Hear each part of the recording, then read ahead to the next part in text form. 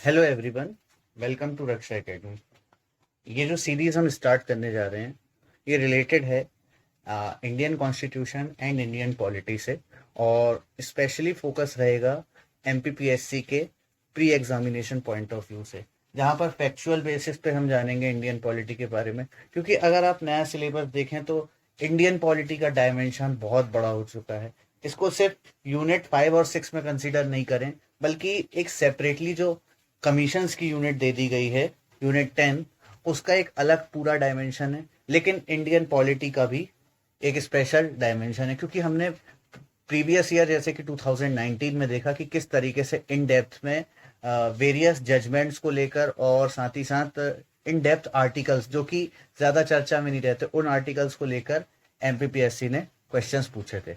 तो हम इस सेशन को पूरा फैक्चुअल बेसिस पे रखेंगे, ताकि आपको बहुत आसानी से सारे बातें समझ में आ जाएं और आप एक स्ट्रेटेजिक पॉइंट ऑफ व्यू से समझ सके कि इंडियन पॉलिटी को किस तरीके से डील करना है फॉर द एमपीपीएससी एग्जामिनेशन। तो चलिए आज के लेक्चर को हम शुरू करते हैं। देखिए, ये जो है यूनिट नंबर 6 में जो कॉन्स्टिट्यूएंट असेंबली वाला पॉइंट दिया हुआ है, वहां से हमने ये डिटेल्स उठाई हैं और यहीं से हम अपने लेक्चर को शुरू करेंगे। ठीक है, तो चलिए अब क्लास को आगे बढ़ाते हैं। कॉन्स्टिट्यूशन ऑफ इंडिया में अगर हम देखेंगे, देखिए इंडियन हिस्ट्री के थोड़े से बैकग्राउंड में अगर मैं जाऊं तो लगभग जब वर्ल्ड वॉर 2 स्टार्ट हो गया था और ब्रिटेन ने या फिर ब्रिटिश गवर्नमेंट ने बिना इंडियन लीडर्स का कंसेंट लिए हुए डायरेक्ट इंडियन आर्मी सोल्जर्स को सीधा वॉर पे उतार दिया।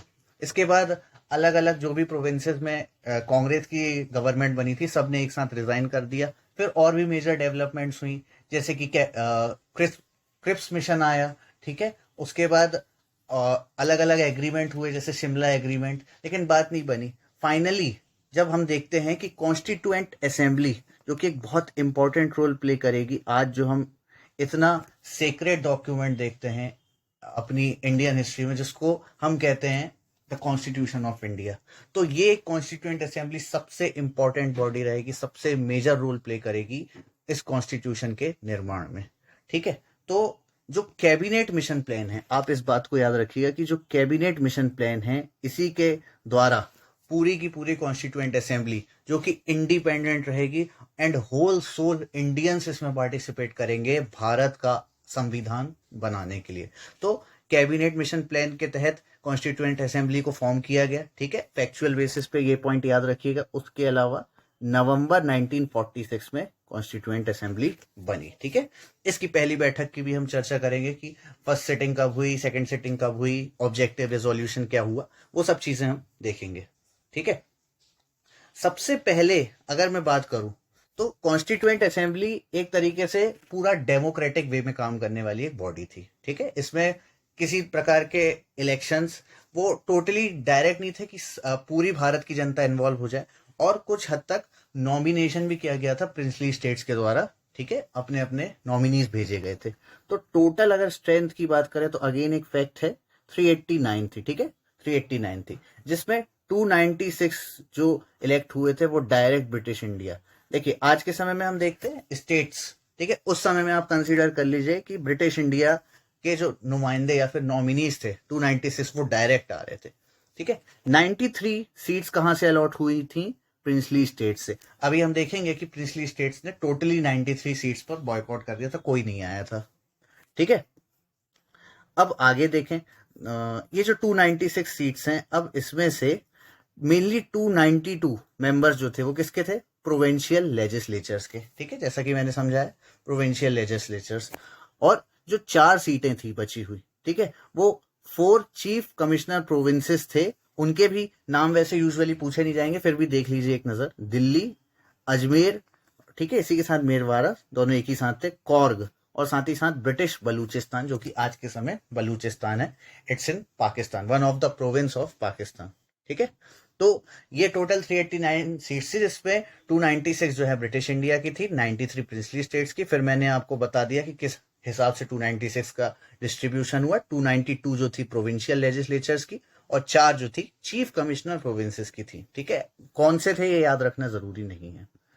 चलिए देखिए जैसा कि मैंने कहा कि 93 सीट्स पर जो रिजर्व थी, इस पर प्रिंसली स्टेट्स ने टोटली बॉयकॉट कर दिया, कोई नहीं आया। ठीक है, अब पहली मीटिंग की बात कर लेते हैं, जो कि सबसे इंपॉर्टेंट डेट पेपर में कई बार पूछी जाती है कि पहली मीटिंग या फिर फर्स्ट मीटिंग कब हुई।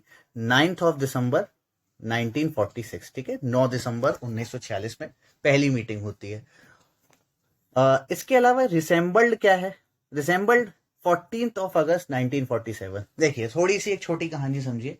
क्या हुआ था, कैबिनेट मिशन के बाद कॉन्स्टिट्यूएंट असेंबली का गठन हो जाता है, लेकिन इसके बाद भी मेन बात क्या है कि कांग्रेस और मुस्लिम लीग के बीच में जो है कोऑर्डिनेशन नहीं बन पा रहा था regarding the constitution making power.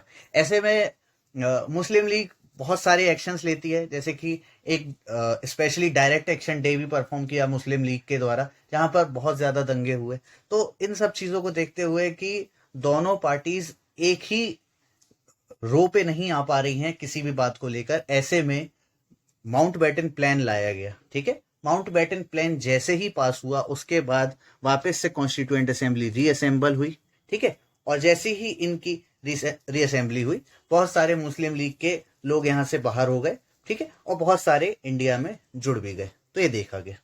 ठीक है, एक और इंपॉर्टेंट पॉइंट जो लगभग सभी को पता रहता है और ये कई बार पेपर में पूछा जा चुका है कि कॉन्स्टिट्यूशन को बनने में कितना समय लगा। ठीक है, so it was just 2 years 11 months and almost 18 days। मतलब अगर हम डेट देखें तो 9 दिसंबर 1946 जब पहली मीटिंग हुई। ठीक है, और ऑलमोस्ट हम मान लें कि सिग्नेचर होते होते कौन सी तारीख आ गई थी, 26 नवंबर 1949, जिसको हम और आप कॉन्स्टिट्यूशन डे के नाम से भी जानते हैं। तो इस डेट के आने तक, ठीक है, 2 साल 11 महीने और 18 दिन लग गए। लगभग 64 लाख रुपीज खर्च हुए थे पूरे कॉन्स्टिट्यूशन को बनाने में। ठीक है, कॉन्स्टिट्यूशन मैंने बताया कि 9 दिसंबर को पहली बैठक हुई थी। ठीक है, अभी आगे देखते हैं कि पहली बैठक के चेयरमैन कौन थे।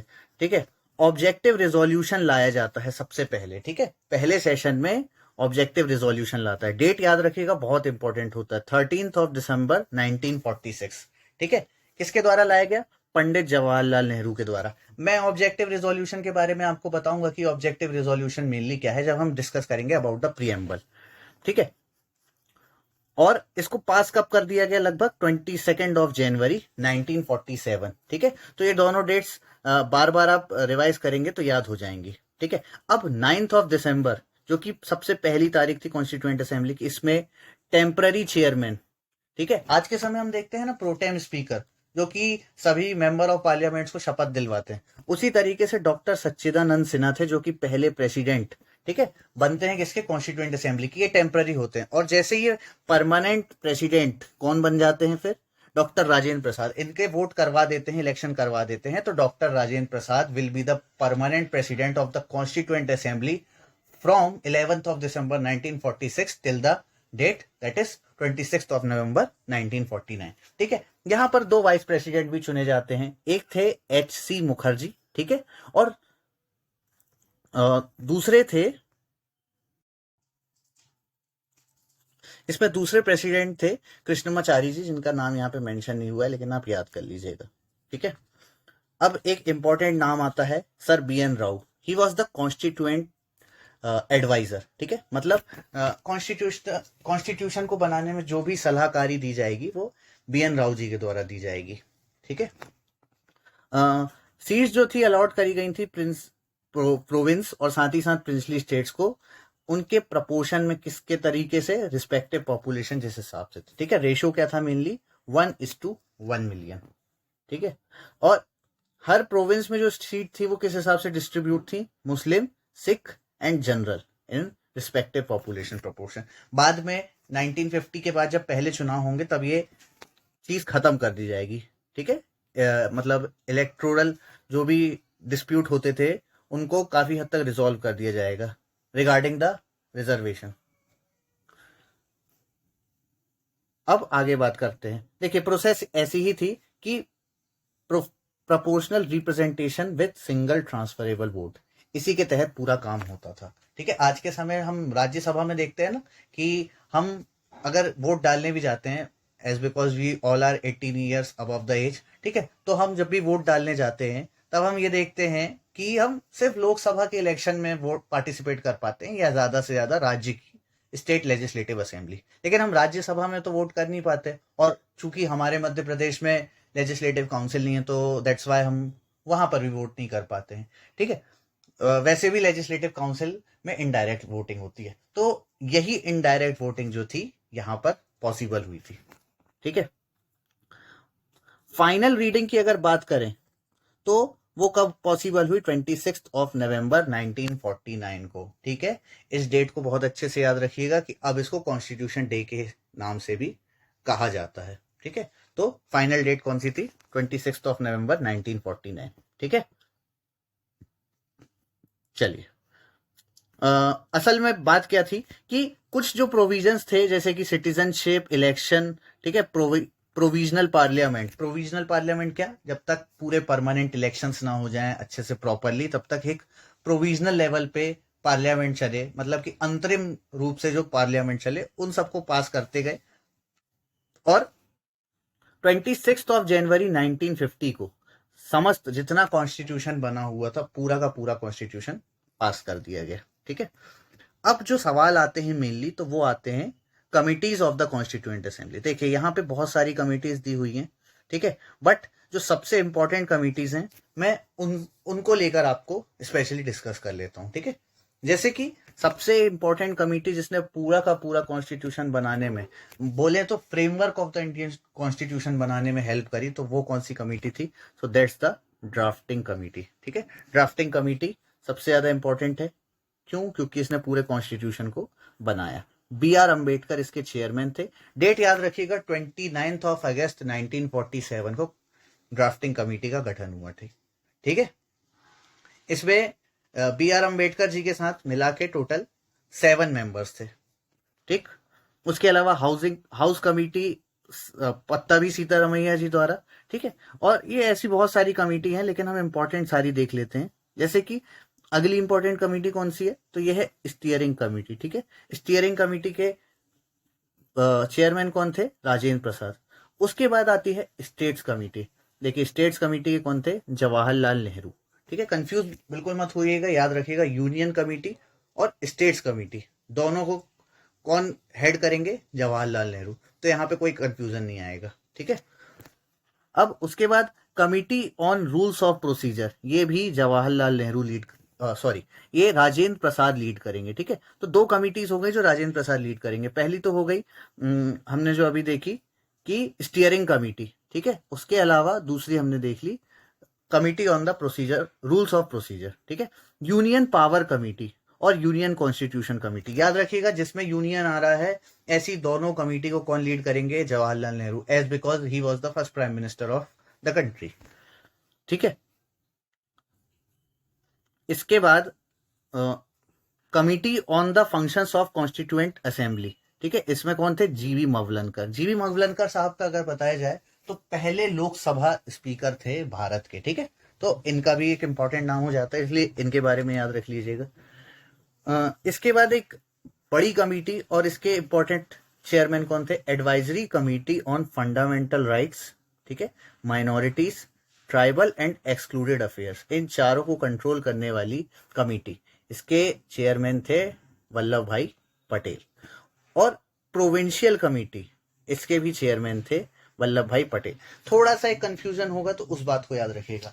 स्टेट्स कमेटी की जब बात आई तब जवाहरलाल नेहरू उसके चेयरमैन बने, लेकिन जब प्रोविंशियल कमेटी की बात आएगी so who will be it's chairman, तो यहां पर वल्लभ भाई पटेल उसके चेयरमैन कहलाएंगे। ठीक है, चलिए अब इनेक्टमेंट ऑफ द कॉन्स्टिट्यूशन की बात करें तो 26 नवंबर 1949 हमारे प्रीएम्बल की लास्ट लाइन है, adopt, enact and give to our self this constitution. ठीक है, तो हमारा कॉन्स्टिट्यूशन अडॉप्ट कब हुआ, 26 नवंबर 1949। ठीक है, अब यहां से सवाल क्या बन सकता है कि when was the constitution of India adopted, so it was adopted on 26 नवंबर 1949। ठीक है, यहां पर कंफ्यूजन ये होती है कि उसको हम 26 नवंबर लिखें या 26 जनवरी। ठीक है, तो 26 जनवरी को आके अप्लाई हुआ है वो पूरे भारत में। ठीक है, चलिए जब हमारा कॉन्स्टिट्यूशन बना था तो उसमें कितने आर्टिकल्स थे, लगभग 395 आर्टिकल्स थे, ठीक है, 22 पार्ट्स थे और 8 शेड्यूल्स थे। शेड्यूल्स के बारे में भी हम आगे लिस्ट में देखेंगे, ठीक है।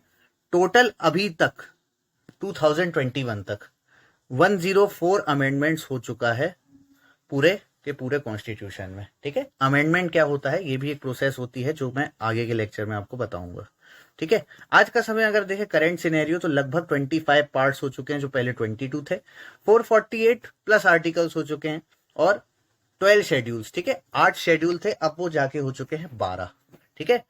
एक बार हम जल्दी से पूरे कॉन्स्टिट्यूशन का प्रिएम्बल देख लेते हैं, ठीक है। मैंने आपको ऊपर बोला था कि ऑब्जेक्टिव रिजोल्यूशन के बारे में मैं आगे समझाऊंगा कि बेसिकली ये है क्या। तो ऑब्जेक्टिव रिजोल्यूशन जिसको सदन में लेकर कौन आए थे, डॉक्टर जवाहरलाल नेहरू, ठीक है।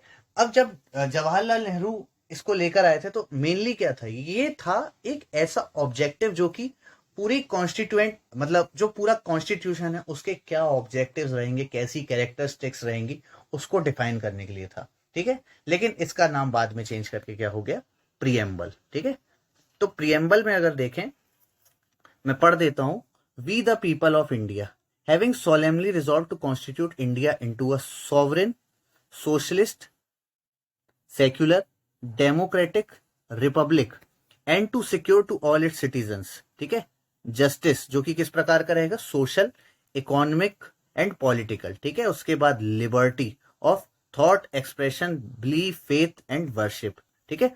फिर equality of status and of opportunity and to promote among them all fraternity assuring the dignity of the individual and unity and integrity of the nation, ठीक है। इंपॉर्टेंट लाइन सबसे ज्यादा, in our constituent assembly this 26th day of November 1949। अब हमने इस date पे क्या किया, तो we adopted, enact and gave to our self this constitution, ठीक है। अब इसका थोड़ा सा एक मतलब समझ लेते हैं, ठीक है। अगर हमारा ये जो पूरा कॉन्स्टिट्यूशन है, ठीक है, तो इस पूरे कॉन्स्टिट्यूशन का सोर्स कौन है, प्रोवाइड कर रहा है किसने, पीपल ऑफ इंडिया, ठीक है।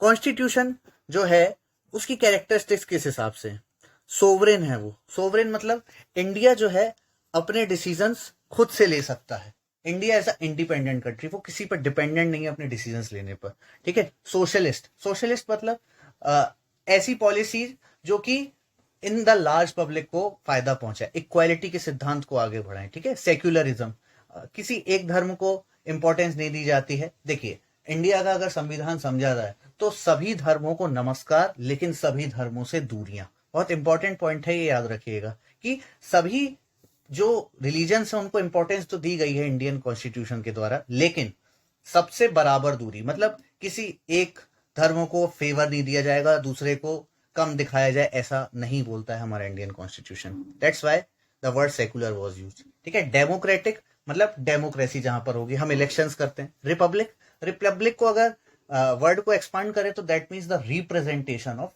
पब्लिक, ठीक है। हम देखते हैं कि हमारे जो पूरा भारत है उसका जो सबसे बड़ा कॉन्स्टिट्यूशनल ऑफिस है, that means the president's office, वहां पर भी इलेक्ट होके ही एक बंदा पहुंचता है, ठीक है, कोई मोनार्की नहीं है, ठीक है।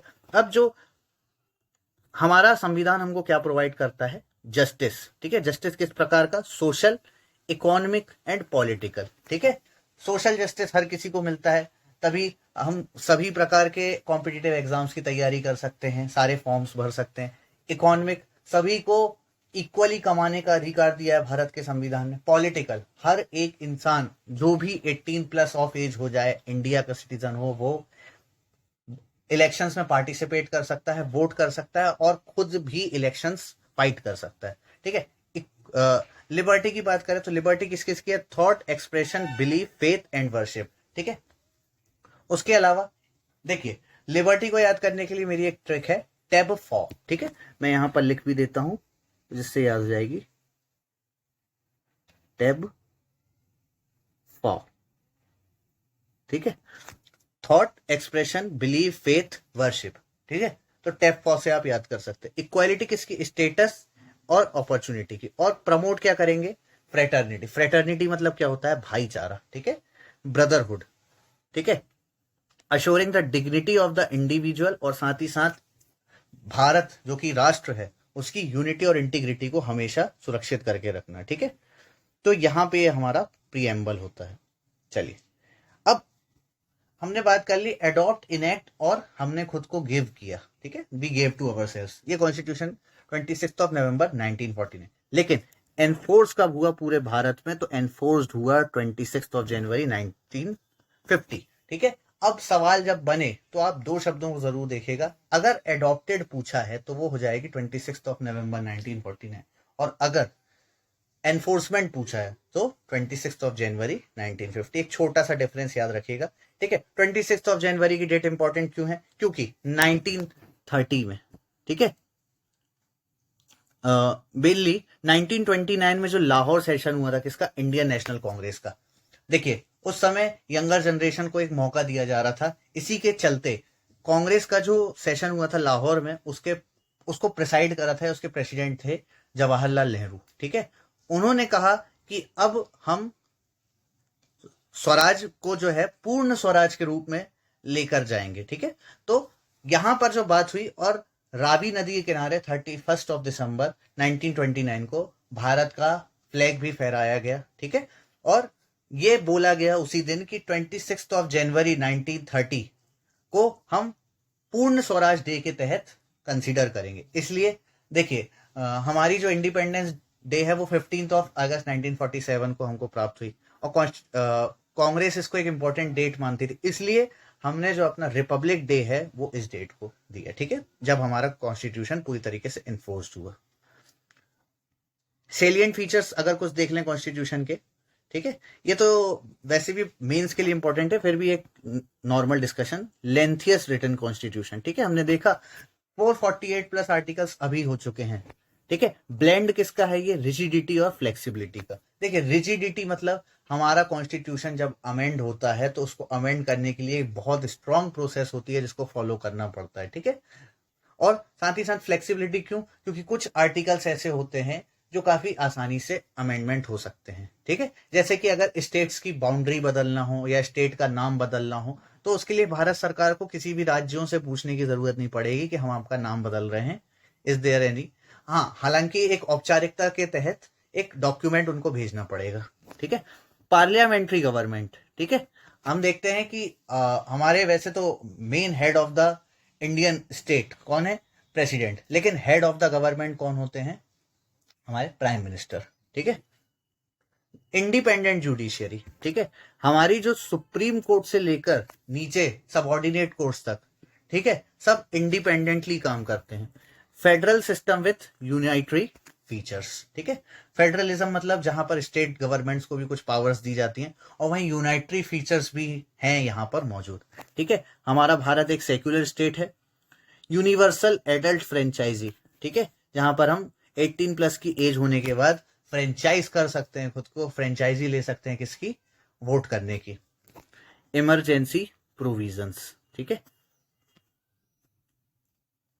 चलिए एक छोटा सा डिस्कशन ये देख लेते हैं कि सोर्सेस क्या हैं इंडियन कॉन्स्टिट्यूशन के।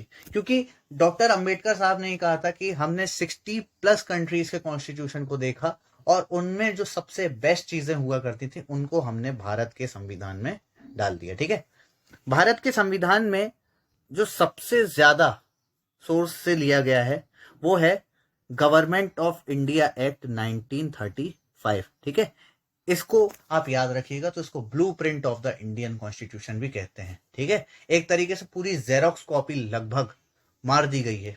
ठीक है, क्या क्या लिया गया है?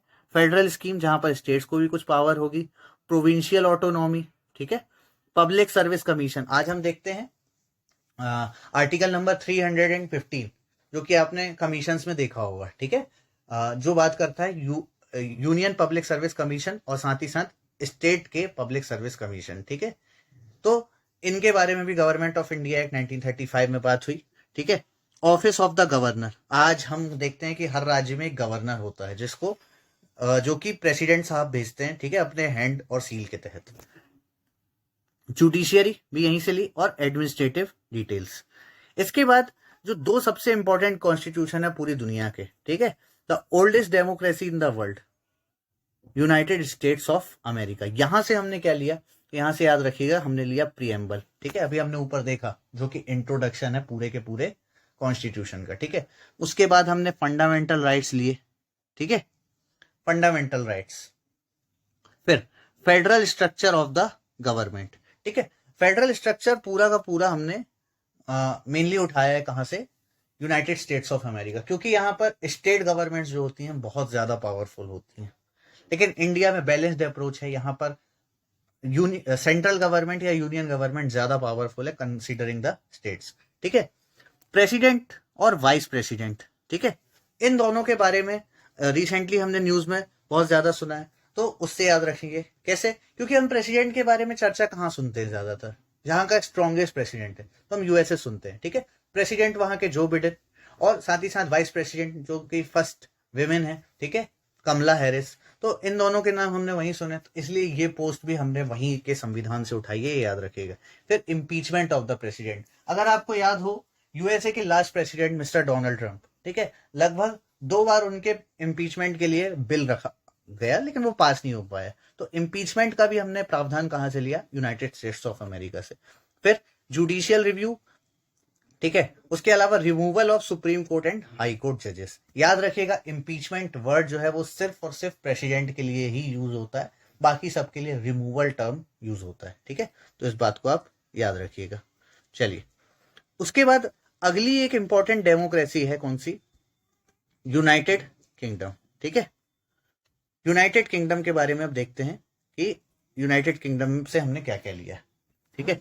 तो यूनाइटेड किंगडम से हमने सबसे पहले लिया है पार्लियामेंट्री फॉर्म ऑफ गवर्नमेंट, ठीक है, क्योंकि भारत में पार्लियामेंट है और लगभग हम इस पैटर्न से बहुत ज्यादा फेमिलियर हैं कि किस तरीके से पार्लियामेंट्री सिस्टम काम करता है, इसलिए हमने प्रेसिडेंट फॉर्म ऑफ गवर्नमेंट को अडॉप्ट करने से पीछे हट गए और हमने पार्लियामेंट्री फॉर्म ऑफ गवर्नमेंट को चुना, ठीक है। सिंगल सिटीजनशिप का कॉन्सेप्ट भी हमने यूनाइटेड किंगडम से लिया। देखिए, सिंगल सिटीजनशिप का मतलब क्या होता है, अगर कोई भी नागरिक इंडिया का पासपोर्ट रख रहा है, दैट मीन्स वो किसी और कंट्री का पासपोर्ट अप्लाई नहीं कर सकता, क्योंकि अगर आपने अप्लाई कर दिया दैट मीन्स आपकी भारत की नागरिकता या सिटीजनशिप तुरंत के तुरंत टर्मिनेट कर दी जाएगी, छीन ली जाएगी, ठीक है।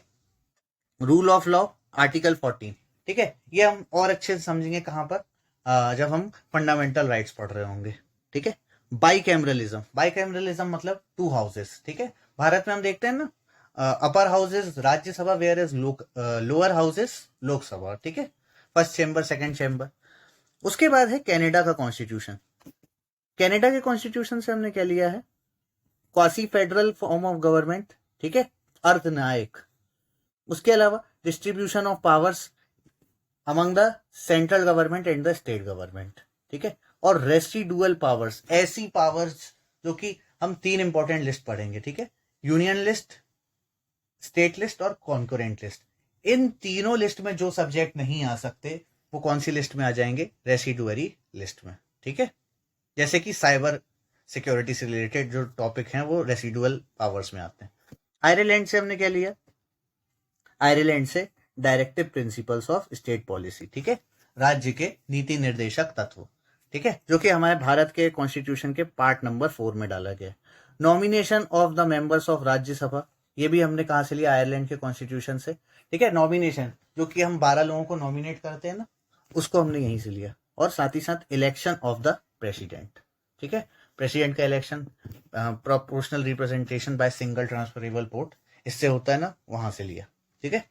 फ्रांस, फ्रांस के कॉन्स्टिट्यूशन से रिपब्लिक, ठीक है, जैसा टर्म, और आइडियल्स किसके लिए, लिबर्टी, इक्वालिटी और फ्रेटर्निटी, जो अभी ऊपर हमने कैस में देखा, अपने इसमें प्रीएम्बल में देखा, ठीक है। साउथ अफ्रीका से क्या लिया, कॉन्स्टिट्यूशन के अमेंडमेंट की प्रोसेस और साथ ही साथ इलेक्शन ऑफ राज्यसभा मेंबर्स। देखिए, नॉमिनेशन कहां से, राज्यसभा के मेंबर्स का आयरलैंड से, जबकि साउथ अफ्रीका से क्या लिया हमने, इलेक्शन।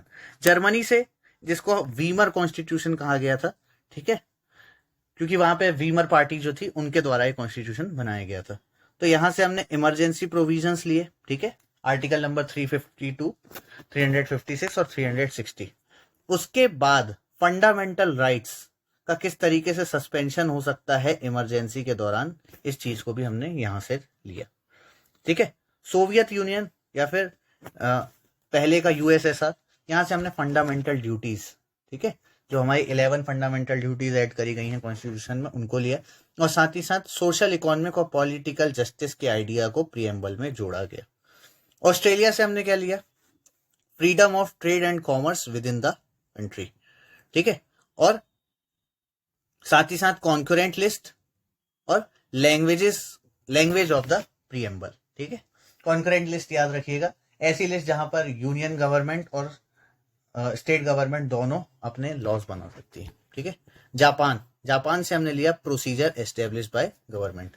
तो इंग्लैंड का रूल ऑफ लॉ और जापान का प्रोसीजर एस्टेब्लिश्ड बाय लॉ, ये दोनों मैं आपको समझाऊंगा, स्पेशली आर्टिकल नंबर 14 और आर्टिकल नंबर 21 में, ठीक है। ये पूरे पार्ट्स हैं इंडियन कॉन्स्टिट्यूशन के, ठीक है। इनको आप एक नजर देख लीजिएगा क्योंकि ये बहुत ज्यादा इंपॉर्टेंट है पेपर के लिए, ठीक है। अब हम आखिरी डिस्कशन करेंगे शेड्यूल्स का, ठीक है। तो देखिए, भारत का जब कॉन्स्टिट्यूशन बना था तब कितने शेड्यूल्स बताए थे, ठीक है, 8 शेड्यूल्स। उसके बाद जो इतने 70 या 72 साल हो रहे हैं तब 4 और शेड्यूल्स जोड़े गए, ठीक है। 8 शेड्यूल्स तो थे ही, 4 और शेड्यूल्स जोड़े गए।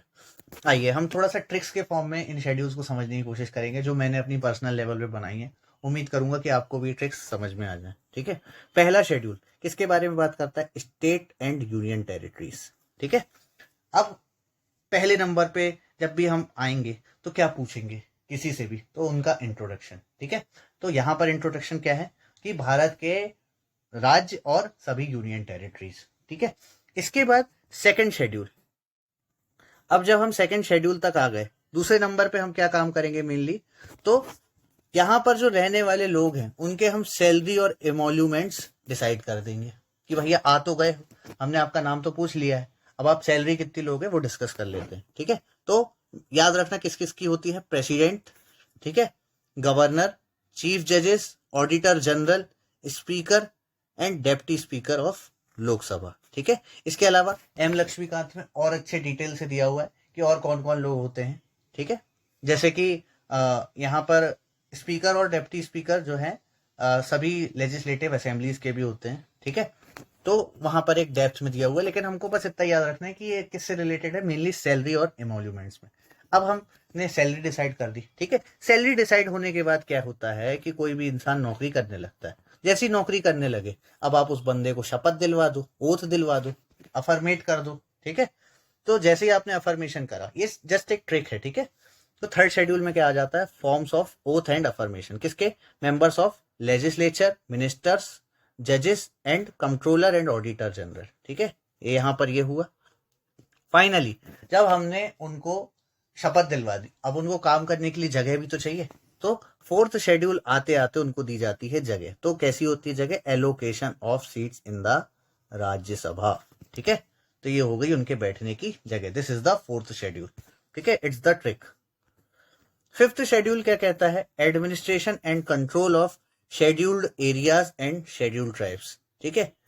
अब हमारे जो प्रेसिडेंट साहब है और गवर्नर जी हैं, ठीक है, उनका स्पेशली यहाँ पर डायरेक्ट कंट्रोल रहता है, कहाँ पर, शेड्यूल्ड एरियाज और शेड्यूल्ड ट्राइब से रिलेटेड जो भी एरियाज हैं उन पर, ठीक है। सिक्स्थ शेड्यूल को थोड़ा और अच्छे से डिफाइन कर दिया कि मेनली जो 4 स्टेट हैं, कौन से, असम, मेघालय, त्रिपुरा, मिजोरम, ठीक है, इनके ट्राइबल एरियाज का जो है एडमिनिस्ट्रेशन सिक्स्थ शेड्यूल में डाला गया है, ठीक है। इसके बाद आता है सेवंथ शेड्यूल, ठीक है। अब ये सब भाई कौन किसका एडमिनिस्ट्रेशन करेगा तो बता भी तो दो कहां पे लिखा हुआ है। तो सेवंथ शेड्यूल में क्या दे दिया है, पावर्स, ठीक है, कि पावर्स की पूरी लिस्ट डिफाइन कर दी गई है, union list, state list, concurrent list, ठीक है। तो सेवंथ शेड्यूल, ठीक है। या फिर 7 से याद रखना, 7 इक्वल्स टू शक्ति, 7 इक्वल्स टू शक्ति, ठीक है। तो सेवंथ मतलब शक्तियां या फिर पावर से रिलेटेड है, ठीक है। 8th शेड्यूल पर आते हैं। 8th शेड्यूल किससे रिलेट करता है, लैंग्वेजेस, ठीक है। पहले जब संविधान बना था 14 लैंग्वेजेस थी ऑफिशियल भारत की, अब टोटल 22 ऑफिशियल लैंग्वेजेस हो गई हैं, ठीक है। 9th शेड्यूल, ठीक है, जो कि पहला शेड्यूल है अमेंडमेंट के बाद जोड़ा गया, ठीक है, first constitutional amendment act of 1951, ठीक है। Validation of certain acts and regulation, ठीक है, ये right to property as a fundamental right जो है उसके टर्मिनेशंस और अदर चीजों से रिलेट करता है, ठीक है। 10 schedule 52nd amendment act of 1985, ठीक है, इससे क्या जोड़ा गया, एंटी डिफेक्शन लॉ, है ना। पार्लियामेंट या फिर कोई भी असेंबली होती है, वहां से लोग अगर एक पार्टी से सिलेक्ट हुए हैं, फॉर एग्जांपल कांग्रेस से सिलेक्ट हुए और उन्होंने कुछ दिन बाद पार्टी छोड़ के दूसरी पार्टी ज्वाइन कर ली, ऐसे में उनकी जो मेंबरशिप है उसकी लीगैलिटी के लिए ये लाया गया है कौन सा, 10 शेड्यूल, ठीक है। 11th शेड्यूल बात करता है, किससे रिलेटेड है, पंचायत से रिलेटेड, ठीक है। 29 सब्जेक्ट्स इसके अंदर हैं और साथ ही साथ 12 शेड्यूल है, इसके अंदर किससे बात करता है, म्यूनिसिपैलिटीज से, और यहां पर रिलेटेड है 18 चैप्टर्स, ठीक है। और इसी के साथ लगभग हमारी ये वाली जो फर्स्ट पॉइंट है कि भारत के जो कॉन्स्टिट्यूएंट असेंबली थी उसके साथ हमने अदर पॉइंट्स भी देखे, जैसे कि प्रीएम्बल के बारे में एक डिटेल, ठीक है, और सोर्सेज कॉन्स्टिट्यूशन के कहाँ से क्या लिया, ठीक है। पार्ट्स भी आप एक बार देख लीजिएगा अच्छे से, काफी इजीली याद हो जाते हैं, और हम एक एक करके जब टॉपिक डिस्कस करते चलेंगे तो इंपॉर्टेंट पार्ट्स वैसे ही लेक्चर में चर्चा में आ जाएंगे, ठीक है। और इसके अलावा शेड्यूल्स जो कि सबसे ज्यादा इंपॉर्टेंट है पूछे जाते हैं, तो आप इसको रिवाइज कर लीजिएगा, ठीक है। फिर मिलते हैं नेक्स्ट सेशन में, अभी के लिए thank you and have a nice day.